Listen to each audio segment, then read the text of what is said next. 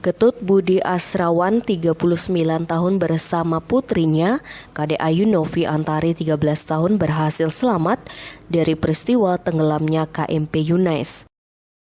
Ketut Budi yang merupakan seorang sopir truk Jawa Bali itu tiba di rumahnya di lingkungan Pendem, Banjarinas Insakan, Desa Pedawe, Kecamatan Banjar Buleleng.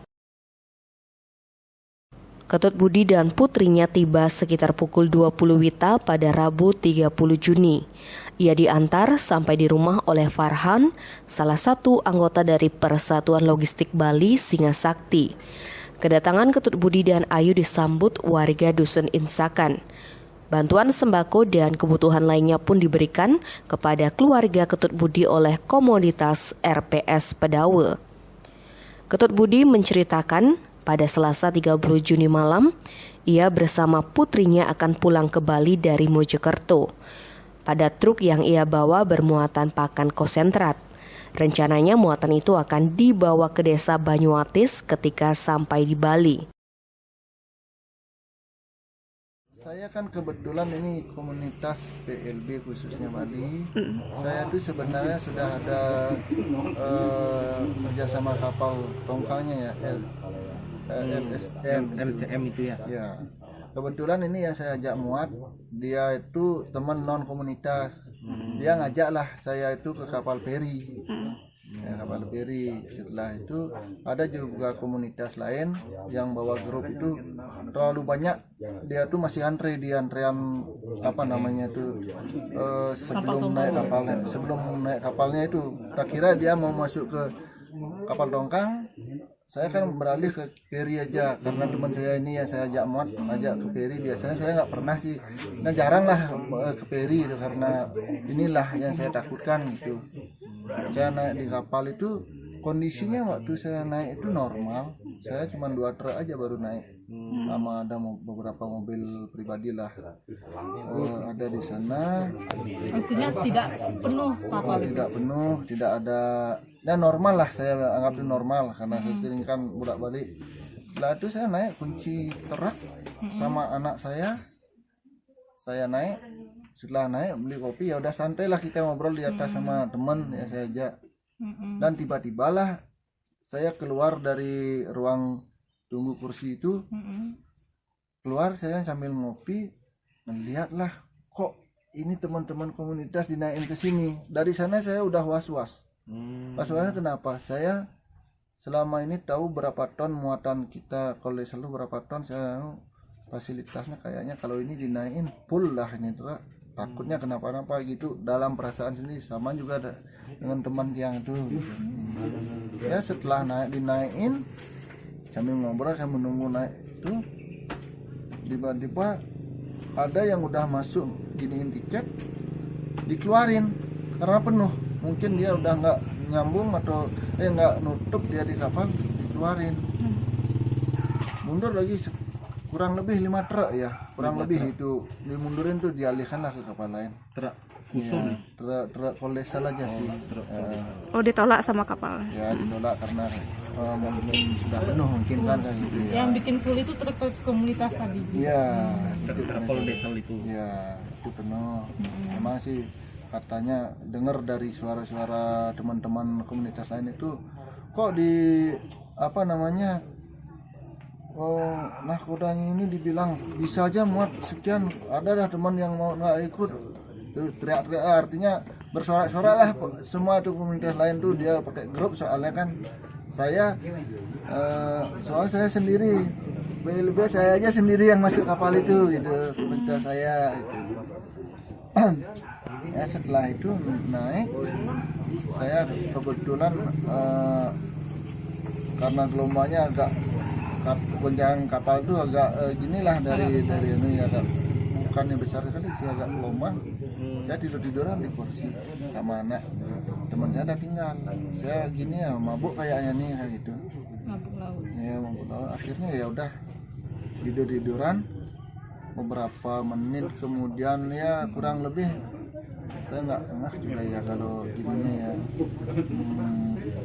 Yang saya lihat pas kejadian itu kan, sayangnya begini, supir semua ada beberapa kru kapal, supir truk bangun, semua keluar.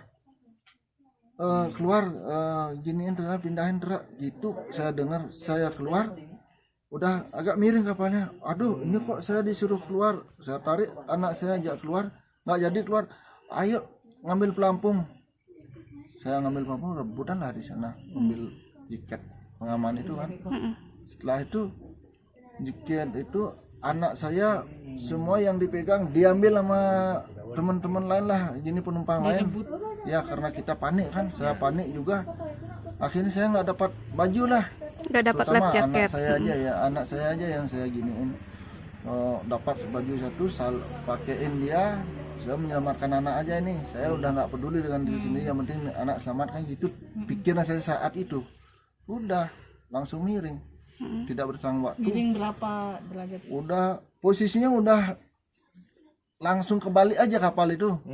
Anak saya terjun, saya berpikir nggak bawa pelampung, nggak gini. Ada orang yang pegang pelampung nggak dipakai, dia mau terjun apa naik itu giniin kapal. Saya ambil lah itu, saya pegangin itu, ikut, saya terjun, anak hilang sampai di dalam itu. Seingat saya lah masuk air, ke air kurang lebih berapa menit atau berapa detik ya saya naik itu ya, naik anak udah nggak ada, kepisahan. Gimana anak saya ini berpikiran gitu. Ketemu anaknya ntaran muncul ya dari permukaan air, kita cari anak. Akhirnya di sanalah pelampung anak itu tak pegang, yang saya bawa ini baru saya pakai lah di sana itu sambil megang pelampung anak. Gitu sih anunya. Dan ada juga orang-orang tuh di sana tuh giniin dari belakang kan, dia nggak bawa pelampung, masuk air. Saya kan nggak bisa napas, mati dah saya gitu dah. Teriak-teriak saya, jangan gini pak, tolong jangan, leher saya diginiin dah gitu kan. Tetap aja dia gimana kita tuh nggak bawa pelampung, kita itulah keadaan panik juga kita di air itu kan, dibawa arus kemana kita harus lari minta pertolongan gitu kan. Akhirnya dapat juga pelampung yang pas lepas itu ya, kita nyari pelampung itu dulu dapat. Nah posisinya aman, dapat pelampung. Nah lagi bertiga, jadi ya bertiga, yang satu narik berat, saya bergerak kan, itu mungkin udah mati orangnya kan, langsung kita lepasin tuh udah nggak ada bergerak lagi dia. Tapi dia pakai pelampung? Enggak, yang megang saya di belakang tuh saya toleh itu udah dia mungkin, dan itu kemasukan air kan, nggak peduli dah kita kan, gimana kita menyelamatkan diri sendiri dah. Udah mati Ya udah mati. Dia megang itu keras sekali, saya giniin dah tangan satu, saya lepasin ikat pinggang tas saya kan, tali tas saya dipegang, yang ada ini udah ada HP-nya itu, tak lepasin. Saya dapat pelampung, udah nyari lihat bantuan aja. Saya ke kapal mendekat, ada kapal 2 mendekat ya, kapal tongkang lah, dan kapal yang nolong saya tuh nyari itu harusnya terlalu deras sih. Kalau gelombang waktu itu enggak terlalu ya bagi saya, karena sering saya naik kapal itu. Ini sebenarnya gelombangnya stabil aja dah, saya bilang dulu selama ini saya gitu.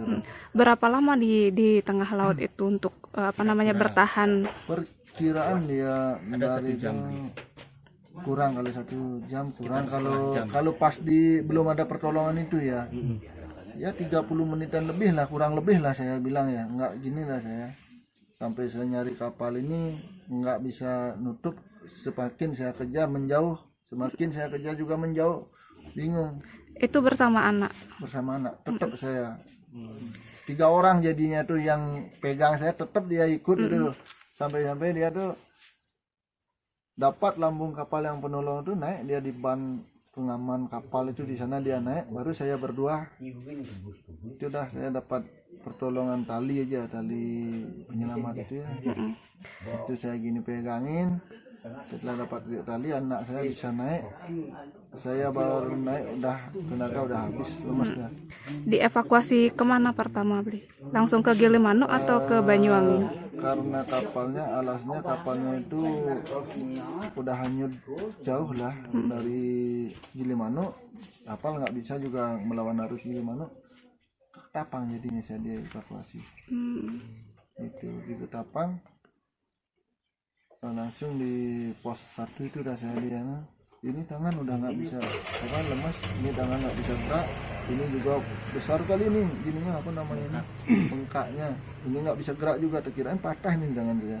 Lama ini udah terkira patah, tapi bersyukur tulang aman lah, dirujuk rumah sakit, kondisi lebih aman lah jadinya itu.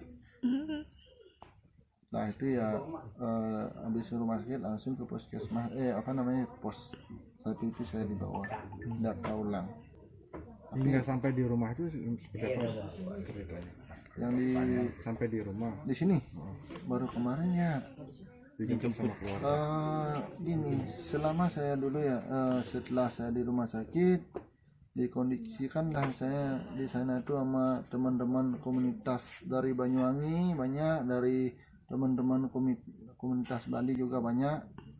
Saya dikawal di sana, dikawal itu dikondisikan lah saya, dibantu di sana karena keluarga kan setelah kejadian itu kapal udah nggak bisa beroperasi lagi kan, di lockdown lah, misalnya di telepon nggak bisa, Labuan ya, karena sementara itu malamnya bisa ketemu teman-teman yang korban itu, yang lain semua pada dipulangkan lah, teman-teman driver itu. Tapi saya karena masih trauma, tenaga lemas, nggak dikasih saya pulang, kasih mengembalikannya, menginap di sana. Tapi saya difasilitasi teman-teman komunitas yang dari Banyuwangi, yang itulah gininya itu. Tapi keadaan di sana itu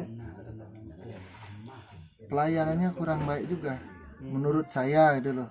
Saya merasain sampai kemarin saya itu sampai jam berapa itu ya, sorenya itu sebenarnya kan dari pihak kapal yang karena saya korban tuh dia harus bertanggung jawab dengan kondisi saya itu masih hidup, apa saya diberi makan atau gimana itu. Ini kebanyakan teman-teman komunitas saya yang ngasih saya makan. Begitu. Akhirnya sampai dipulangkan, saya menanyakan tentang asuransi dan lain sebagainya itu, menunggu pihak dari pelayaran itu, PT apa namanya itu ya, ASDP. Ya itu siang baru datang ya. Kalau saya nggak minta mungkin gimana pertanggungjawaban ini, dikasih tahu saya ya tunggu aja, kalau asuransi yang ngurus, itu dia bilang. Akhirnya saya dijemput dari teman komunitas. Nah, kalau masalah asuransi itu kan dia include di tiket, Pak. Bapak itu ada tiketnya nggak berdua sama anak? Ada tiketnya saya, tapi tiket itu kan udah ikut nyemplung aja dia. Oh gitu. Di kendaraan saya ada itu. Emang sih dibilang begitu dah, katanya mau asuransinya, di asuransi katanya yang ngurus setelah udah BAP, udah selesai proses pencarian dan lain sebagainya gitu sih dibilang. Saya dalam saat ini cuma menunggu kabar dari itu jadinya. Begitu. Kalau truknya, Kalau truk saya kebetulan punya bosnya di Denpasar. Ya. Dan kebetulan juga waktu ini udah 3 kali 4 kali saya berangkat, dia nggak mau ikut. Terakhir ini saya ajakin, bapak saya mau ikut tapi nggak jadi. Akhirnya anak saya yang ikut, tumben dia anak saya yang cewek ikut. Itu masalahnya. Biasanya nggak pernah mau diajak. Nggak pernah mau. Bapak saya mau ikut, disalip sama anak saya itu. Bapak saya nggak berani juga dia sama air gitu. Akhirnya ya seperti itulah kejadiannya. Tapi lihat dari informasi teman yang korban yang dia tidur di truk, ini teman saya kan lagi 2 belum ketemu nih, apa dia di truk apa udah sekarang nggak tahu kan. Belum ketemu karena tidur di truk. Ya, yang satu tidur di truk, driver dari Jawa Tengah juga itu, dia saksi utama, saksi hidup lah, sampai dia ada rekaman videonya. Pas muat itu air udah naik, di kapal. Ada apa ini? Kenapa kok? Dia bertanya sama kru kapalnya. Oh biasa ini masih proses muat, ntar aja udah jalan hilang airnya keluar. Gitu katanya jawaban kru kapalnya lah gitu. Dan tahu-tahu informasi lagi ternyata dibilang itu, tapi kita kan nggak tahu memastikan apa itu benar. Dari berita ada videonya juga, itu lambung kapal ada bocor, udah ada kebocoran sih dari sana. Tapi Sebelum jalan itu sudah sebelum dia bocor. ada kebocoran. Tapi memaksa untuk jalan. Menurut saya kan dia memaksa, udah ada itu kan memaksa jadinya tuh. Dan sampai kurang lebih 20 cm air itu yang waktu belum berangkat itu dibilang biasa. Setelah jalan itu makin ya naiklah. Teman saya pas tidur ditelepon sama dia orang Jawa Tengah itu dari depan, dia bawa supir dua kan, satu kolesan, yang satu di atas, yang satu di bawah.